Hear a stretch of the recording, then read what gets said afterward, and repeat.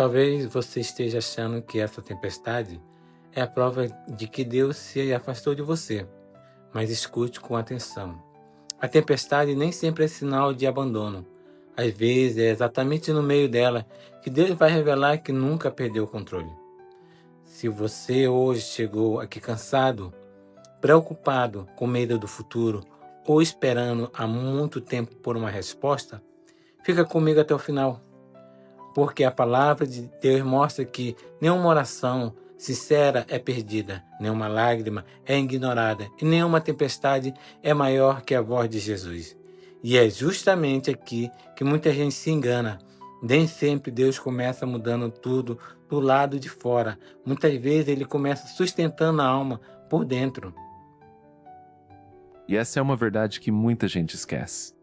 Tem gente que pensa que, se Deus estivesse presente, o vento não sopraria, as portas não se fechariam, as lágrimas não cairiam e a resposta não demoraria. Mas a Bíblia mostra outra coisa. Muitas vezes, Deus não começa tirando a tempestade de fora. Primeiro, Ele sustenta você por dentro. Todos nós temos dias em que a fé parece forte pela manhã e fraca à noite. Todos nós temos momentos em que oramos, mas a ansiedade ainda aperta. Todos nós temos fases em que sabemos que Deus é poderoso, mas mesmo assim pensamos: Senhor, será que ainda dá tempo? Talvez você esteja exatamente nesse lugar. Você crê, mas está cansado. Você ora, mas às vezes chora. Você confia, mas por dentro sente uma pressão que quase ninguém percebe. Mas talvez seja justamente aí que Deus quer encontrar você. Não no lugar da aparência. Não no lugar da força fingida, mas no lugar da verdade. Porque oração verdadeira não é performance. Oração verdadeira é quando a alma se abre diante de Deus e diz: Senhor, eu preciso de Ti. Eu não consigo carregar isso sozinho.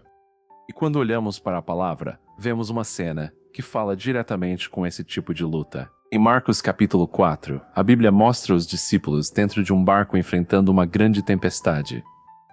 O vento era forte, as ondas batiam contra o barco, a água entrava, e eles ficaram tomados pelo medo. Mas há um detalhe poderoso: Jesus estava no barco.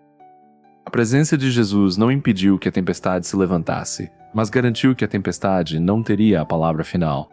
Isso fala diretamente com a nossa vida.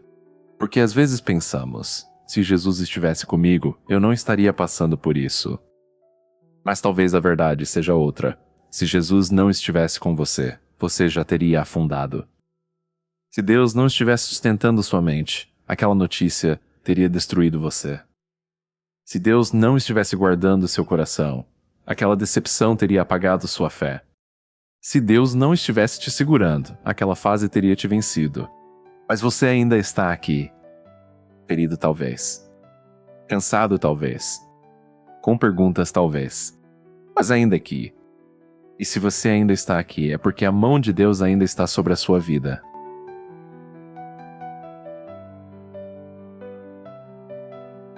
Talvez hoje a sua oração nem esteja bonita. Talvez ela seja só um pedido simples por socorro. Mas Deus não está procurando palavras perfeitas. Ele está vendo um coração sincero. E a Bíblia mostra isso de forma muito clara. Bartimeu estava à beira do caminho, vivendo limitação, dependência e invisibilidade. Talvez você também já tenha se sentido assim, vendo os outros avançarem, enquanto você parece preso no mesmo lugar. Mas quando Bartimeu ouviu que Jesus estava passando, ele começou a clamar. E tentaram calá-lo, porque sempre haverá vozes tentando calar quem está buscando um milagre. Vozes dizendo: não adianta. Você já orou demais. Aceita que essa é sua vida. Pare de esperar. Mas Bartimeu não se calou. Quanto mais tentavam silenciá-lo, mais ele clamava. E a Bíblia diz que Jesus parou. Guarde isso. Jesus parou por causa de um clamor que muitos queriam calar. Talvez você se sinta invisível para algumas pessoas, mas você não é invisível para Deus.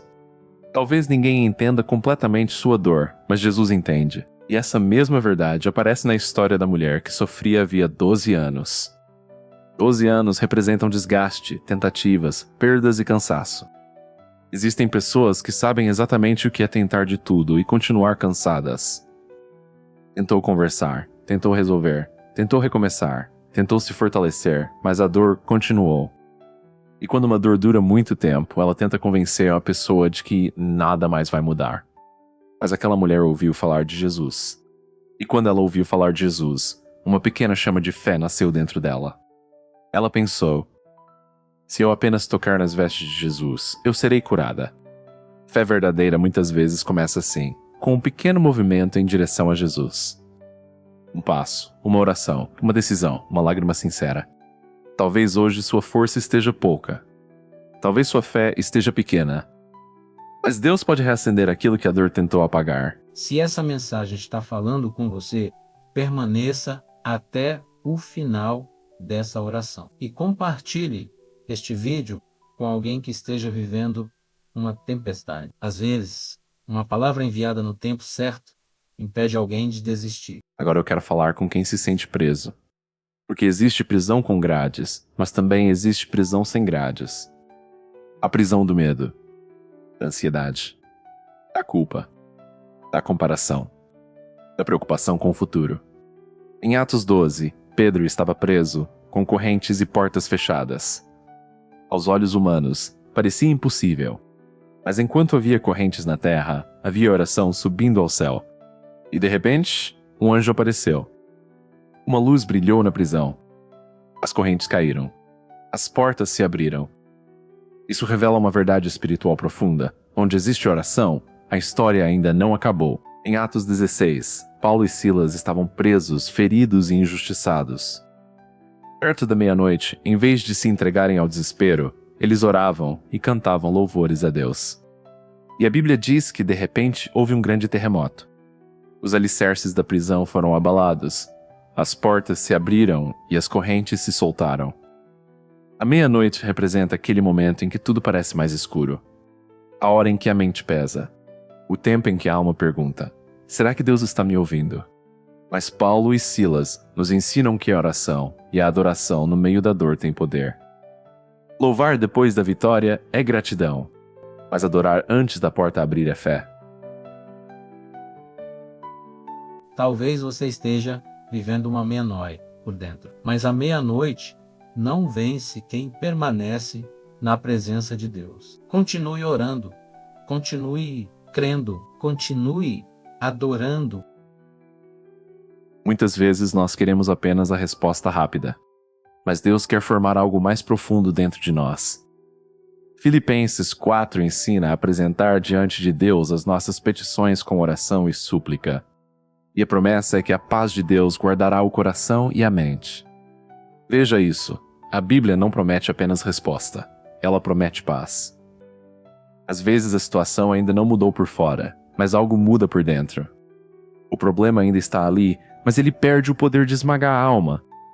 Jesus disse: eu vos deixo a minha paz. A paz do mundo depende de tudo estar resolvido. A paz de Cristo guarda a alma mesmo, quando ainda existem perguntas. Talvez hoje você precise receber essa paz. Paz para sua mente. Paz para seu coração. Paz para sua casa. Paz para suas decisões. Mas para receber essa paz, você precisa entregar. Lembre de Pedro andando sobre as águas. Enquanto Pedro manteve os olhos em Cristo, caminhou sobre aquilo que poderia afundá-lo. Mas quando começou a reparar na força do vento, teve medo e começou a afundar. Isso também acontece conosco. Quando olhamos demais para o problema, a alma afunda. Quando olhamos demais para a crise, a mente se desespera. Quando olhamos demais para o vento, esquecemos quem está nos chamando. Mas quando Pedro começou a afundar, ele clamou: Senhor, salva-me. E Jesus imediatamente estendeu a mão. Talvez hoje você esteja afundando por dentro.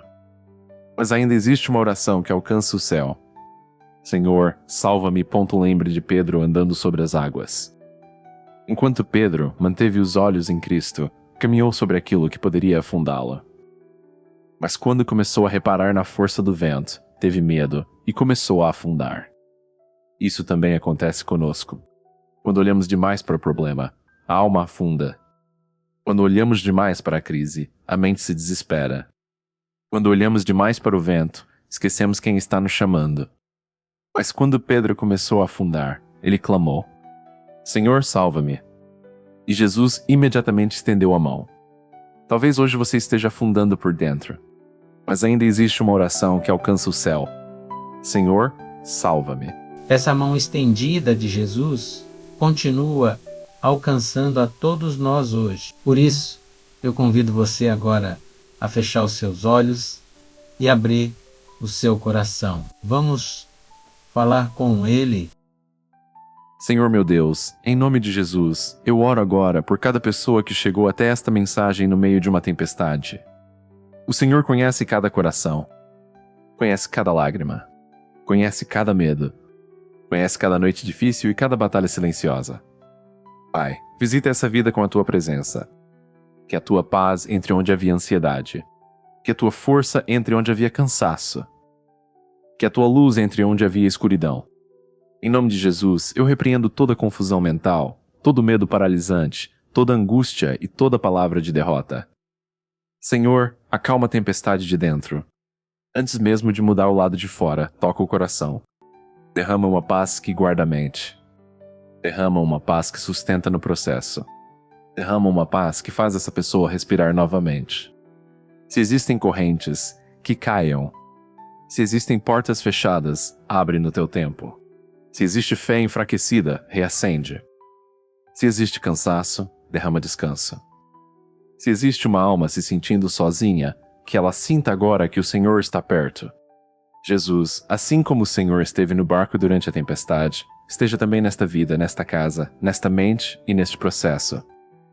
E nós declaramos, essa tempestade não terá a última palavra. A última palavra pertence ao Senhor. Abre o céu sobre essa vida. Derrama direção, consolo, sabedoria, fé e renovo. Em nome de Jesus. Amém. Se você recebeu essa palavra e essa oração, escreva aqui nos comentários. O céu vai se abrir. Escreva como uma declaração de fé e compartilhe essa mensagem com alguém que precise de força hoje. Que Deus abençoe sua vida, guarde sua casa, renove sua fé e te dê paz.